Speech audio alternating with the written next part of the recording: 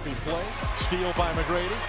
He's got Armstrong. He's got Garrett. He takes it! Oh, man. No, not that one, Mr. McGrady. Here comes McGrady. No timeout remaining. McGrady for the win. Yes! Tracy McGrady with an incredible performance down the stretch.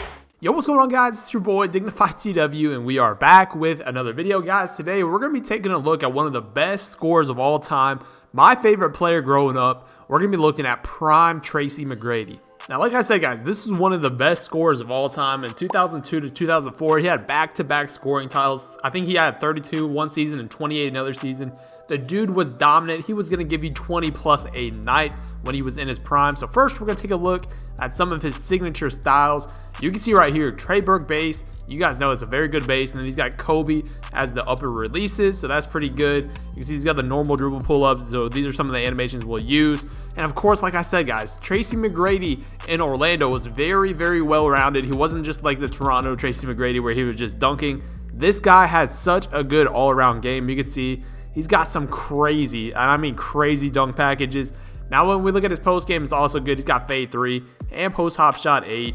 Now we'll look at his dribbling a little bit. He's got base, pro 1, pro 3, pro 1, pro 3. And you guys can see right here, he's using pro 3 hesitation. So you know what that means.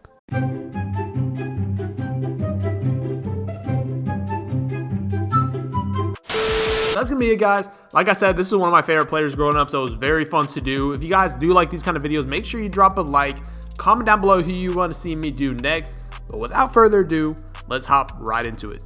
Alright, guys, so we're back in the park, and let me tell you guys this. I have been learning how to dribble on the scoring machine build, and it's now it's definitely my favorite build to play on. I can dribble, I can shoot.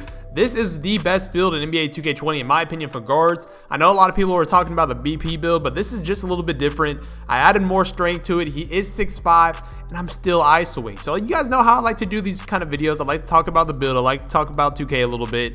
And then, of course, we talk about the NBA player. But guys, this build is so dominant. We're all out here just ISOing on this build. So if you guys enjoy me ISOing and you want to see more of this kind of gameplay and this build, let me know in the comment section. And of course, like I've said with all these NBA player videos, always leave down below in the comment section your favorite player, and I could probably do it to be honest with you. But let's talk a little bit about Tracy McGrady. Now, Tracy McGrady, a lot of people might not know of him because especially this new age kind of type of group. Tracy McGrady was one of the best scorers and one of the best guards in the NBA during his prime. Now, like I said, he had a season where he averaged 32 points on the Magic. The Magic weren't too good, but a lot of people remember him as well. We're playing with Vince Carter in Toronto. Those first couple years he was in Toronto, he didn't really have anything special. He was kind of like a bench kind of player, didn't really play that much. He had like less than like 10 points a season.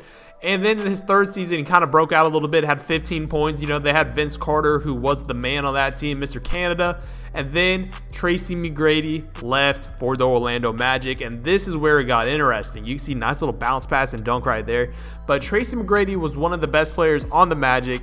He could score any way possible. Even Kobe Bryant said he gave him the most trouble. If you guys have ever read Mamba Mentality, he had a nice little piece about Tracy McGrady in that book. I would highly recommend reading that book as well. But Tracy McGrady, he could do it all, from shooting, from slashing, from rebounding, assisting, everything like that. He was pretty much like Kobe in his prime, but he was 6'8". This, like I said, this scoring machine is only 6'5". If you've seen this build, the very first comparison that I had when I made it was Tracy McGrady. And guys, it really does play exactly like him. But like I said, Tracy McGrady was 6'8". He could do it all. In Orlando, he kind of stuck out a little bit, but he had a lot of bad luck with his health. You guys know Tracy McGrady actually retired at the age of 32. He was a year younger than Kobe Bryant, which a lot of people don't know either. But he retired early. He had really bad back problems. He had, bad leg problems. The last few seasons of him in the NBA just weren't good. Like on the Spurs, he used to be on the Hawks for a season. He just wasn't the same type of player, and it was kind of sad to see because, like I said, Tracy McGrady was my guy growing up. In Houston really is when I first started watching him the most. Watched him in Houston. That was my first NBA jersey, guys. it was just sad to see with all the injuries. But let me talk a little bit about the gameplay right here. You can see the guy in the NBA jacket and the blue denim jacket right here. He was a stretch big, and before we call this out, a lot of my teammates, we were just joking. We're like, dude, this guy has to be terrible. If he has a stretch big, there's no way he's going to be shooting consistently. And it was really funny because the first shot that he took, he had the NBA 2K17 shot meter on. And if you guys don't know, 2K17 shot meter might be the worst shot meter in the game. You can see nice little post-up action to the fade, and we're knocking it down, guys. I'm telling you, man, this build does everything. If you guys need a full build tutorial on this, I'll definitely link it. Or actually, I don't know if I made one. I might make it. If you guys want to see it, let me know in the comment section. But look at this, guys. I'm learning how to dribble a little bit. This is all ISO. A lot of people said I couldn't ISO last year. It was a post score.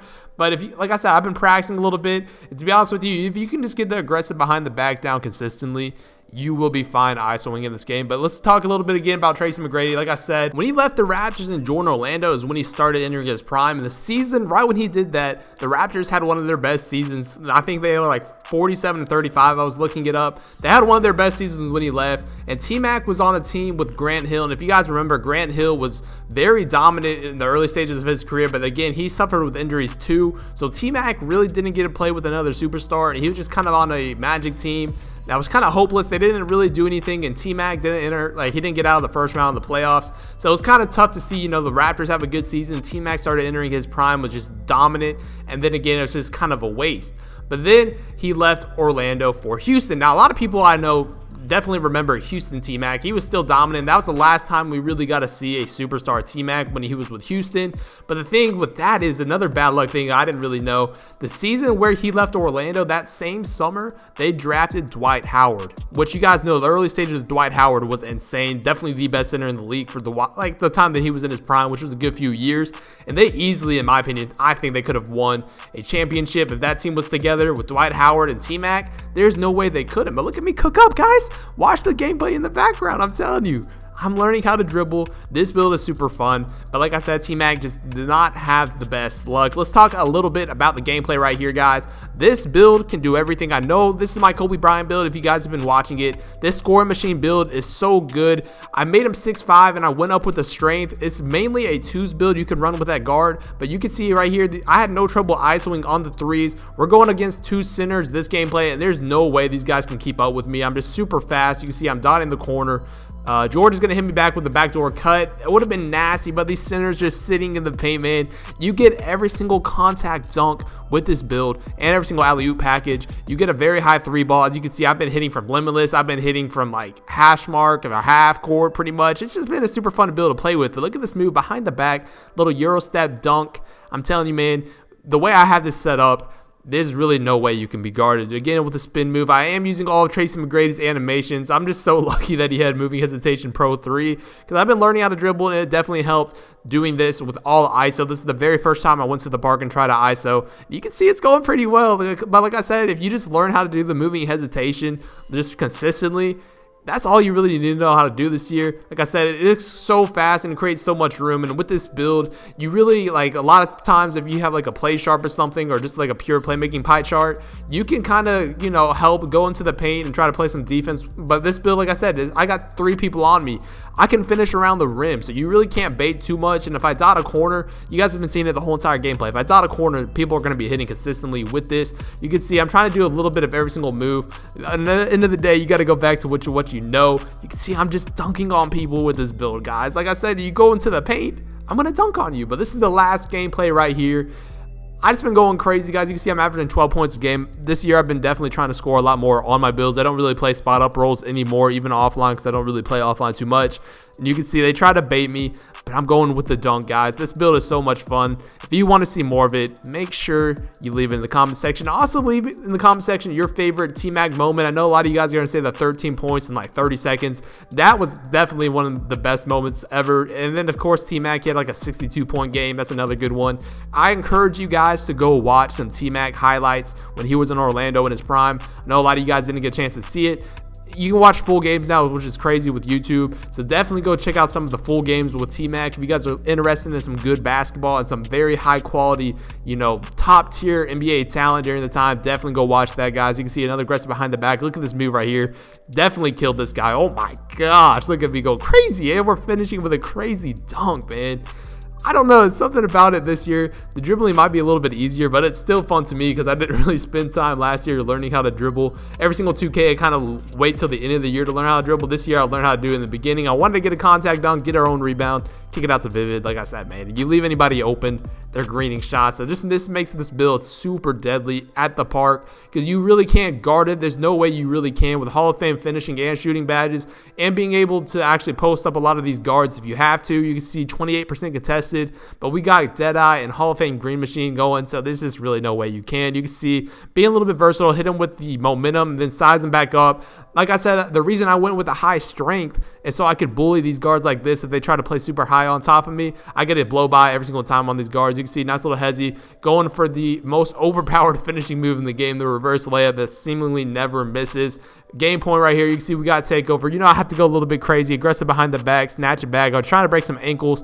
Boom, step back, and then we're gonna get him right here. Ooh, are you sliding, going right in for the Euro dunk on his dome, guys. But thank you so much for all the support. If you guys enjoyed the video, make sure you drop a like. I've been Dignify, and I'm out. Peace.